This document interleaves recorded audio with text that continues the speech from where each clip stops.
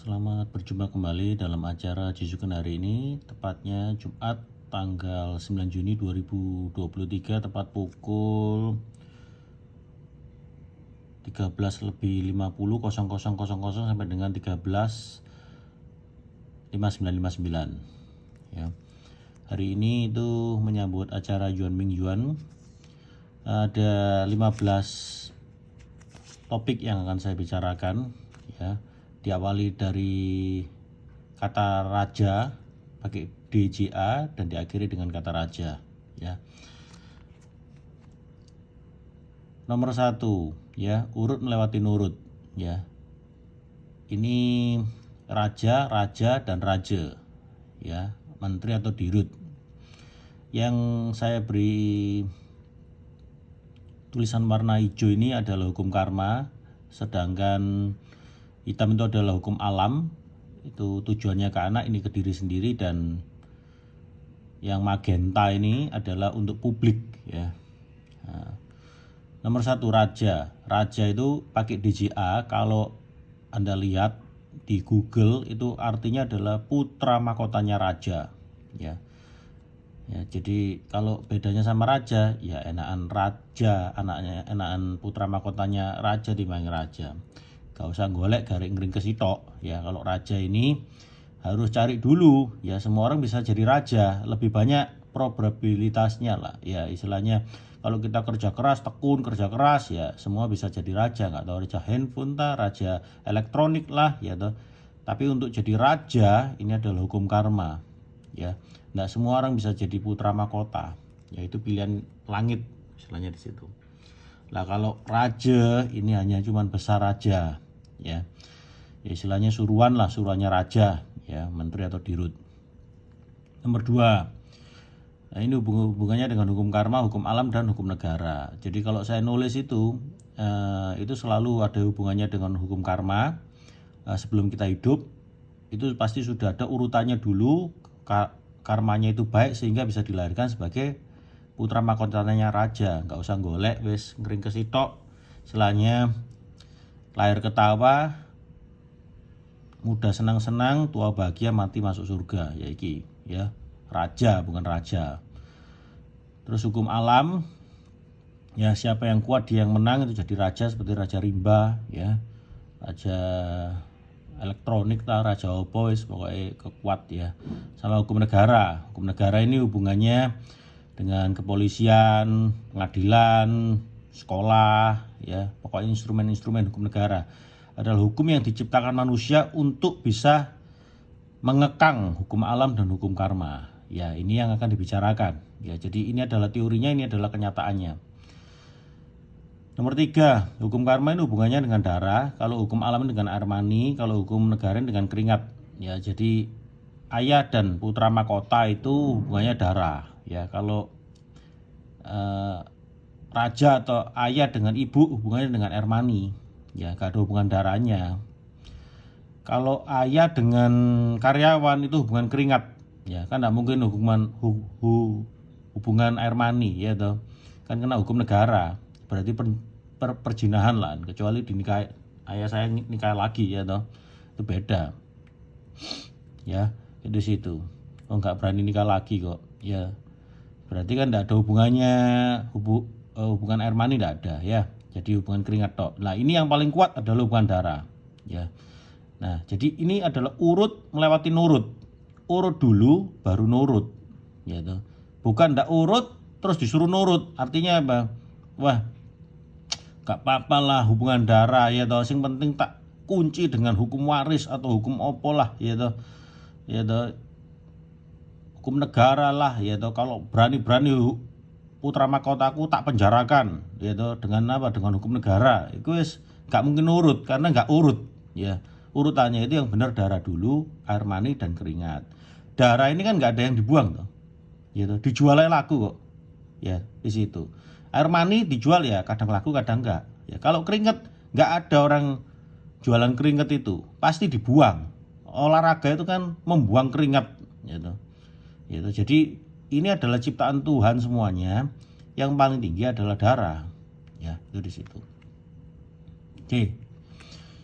Kalau sudah bisa ini, chapter pertama ini, maka chapter kedua 456. Xiangshou melewati hiba. Xiangshou ini adalah menikmati hidup. Ini melewati hiba. Xiangshou ini talenta ya. Nah, ini keagungan, kehormatan dan kehargaan ya. Keagungan ini artinya apa? Jenenge raja itu pastinya mau menguasai semuanya ya. Bukan menghormati tok ya.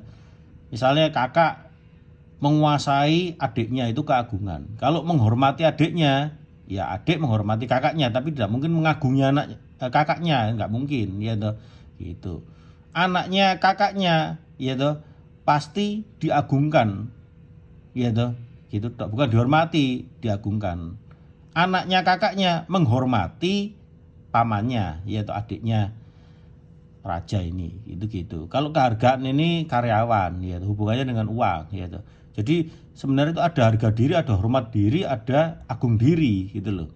Orang kalau ngomong harga diri berarti regane piro sih? Ya, jadi namanya raja itu tidak pernah menggunakan harga diri atau kehormat atau menghormati sesama, itu tidak pernah, karena dia wajib untuk diagungkan, ya.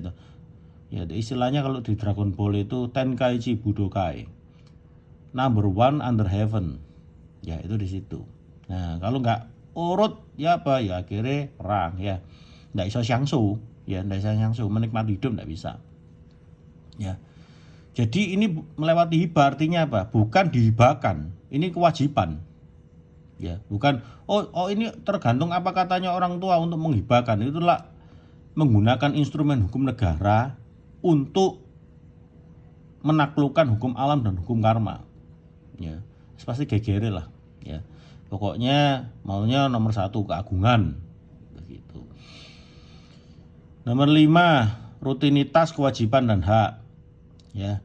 Nah, keagungan ini itu harus rutin ya. Jangan sampai hari ini diagungkan tapi besok gak diagungkan ya toh. On off enggak boleh. Kalau kewajiban masih bisa on off ya.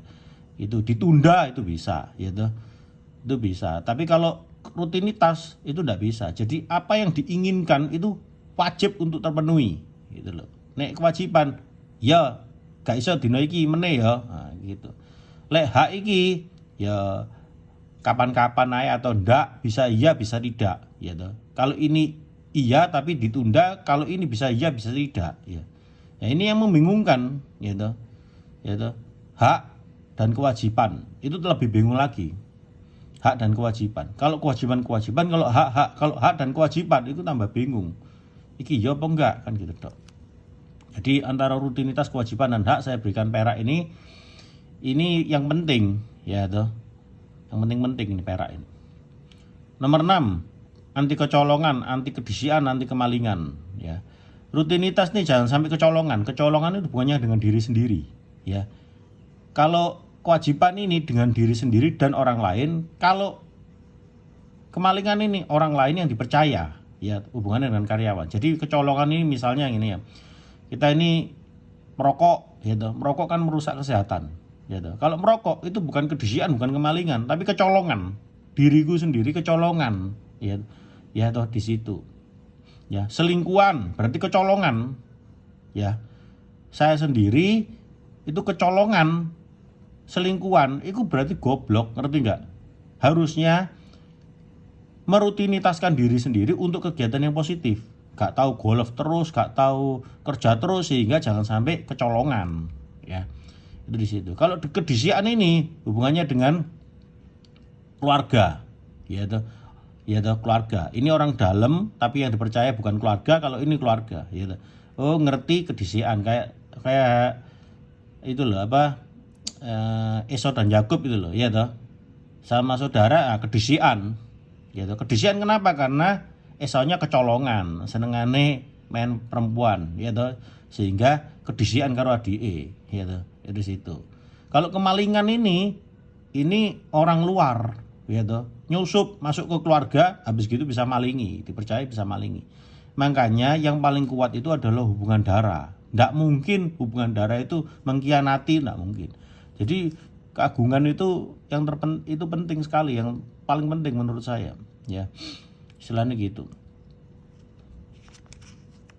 Hibah melewati wasiat. Ya, Xiangsu melewati hibah, hibah melewati wasiat.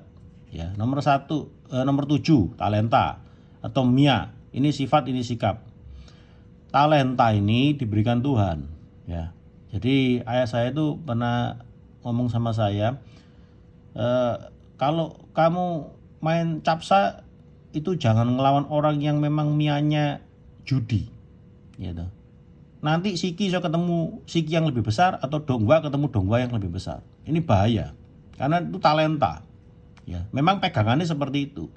Ya, kalau sifat ini kebanyakan, ya jadi istilahnya nggak mungkin berubah. Ya, kalau sikap ini bisa berubah sementara. Sikap bukanlah genetika. Kalau sifat ini genetika. Ya, jadi katakan misalnya sikap orang itu olahraga nggak suka lari, lihat internet jadi pingin lari, ya itu. Tapi memang ada orang terlahir larian, memang pelari-pelari itu memang ada, ya toh. Lah ada lagi di antara pelari-pelari itu yang memang talentanya itu lari, hanya satu di dunia, ya toh. Jadi terlahir itu memang otot-otot kakinya itu kakinya itu pergelangan kakinya itu memang beda, ya. Itu di situ. Sama seperti kalau golf itu Tiger Woods lah. Ya toh. Itu the one and only, ya. Mungkin the first, the one and the only, ya. Orang kulit hitam yang memang tinggi, habis gitu swingnya cepat, ya toh, dan memang akurasinya tinggi. Itu the first, the one and the only, ya. Talenta ini. Orang disuruh ngikuti Tiger Woods ya enggak bisa lah. Ya, itu di situ. Nah, ini hibah melewati wasiat. Jadi wasiat itu akan mengikuti hibah, ya toh, di situ. Karena talenta ini melekatnya di hibah, dan hibah melekatnya juga di talenta. Yang benar itu hibah melekatnya talenta, bukan talenta melekatnya ke hibah, bukan.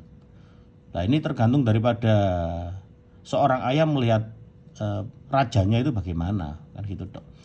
Ya, kemudian ini hubungannya talenta ini dengan SHM, kalau ini dengan emas, ini dengan uang. Jadi uang ini kan ciptaan manusia sih, kalau emas ini ciptaan Tuhan, ya. Sifat emas tidak pernah berubah, ya.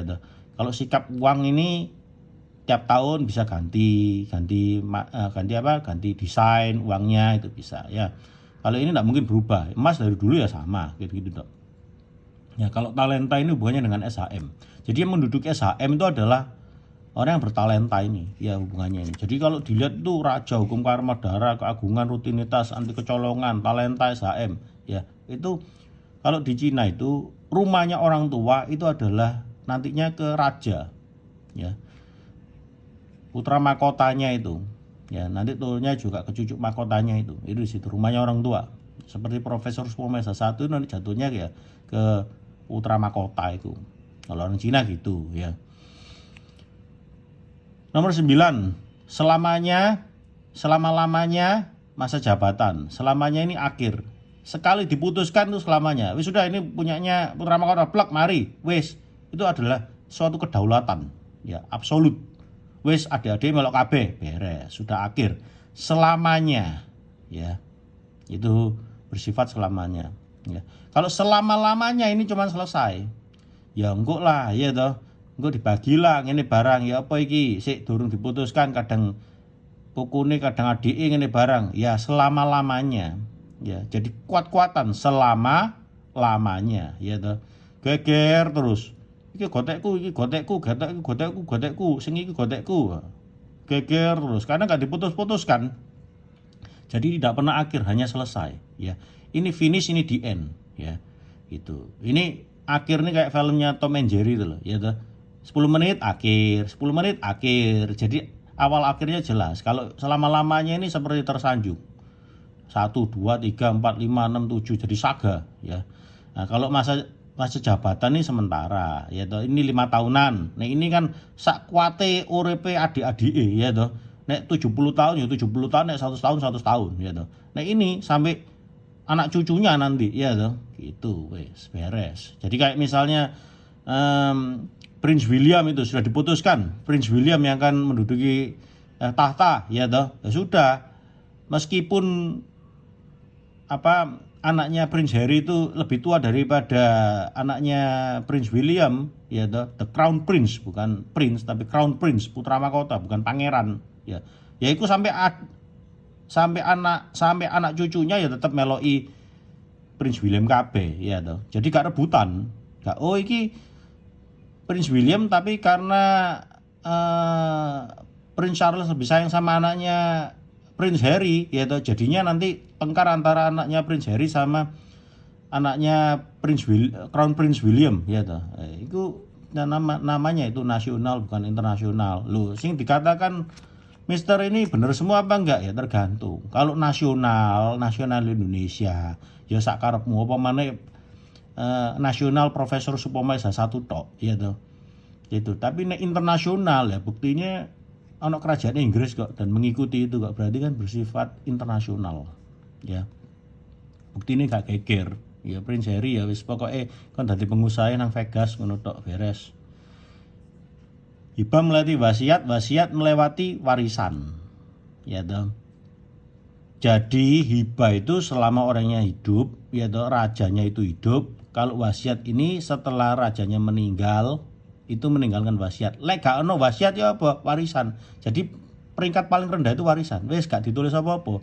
Jadi istilahnya kayak bedes, ya toh. Itu di situ toh. Namanya manusia itu kan ada legacy, ya toh. Talentanya misalnya rajanya itu seorang dealer, putra mahkotanya ya dealer, ya toh.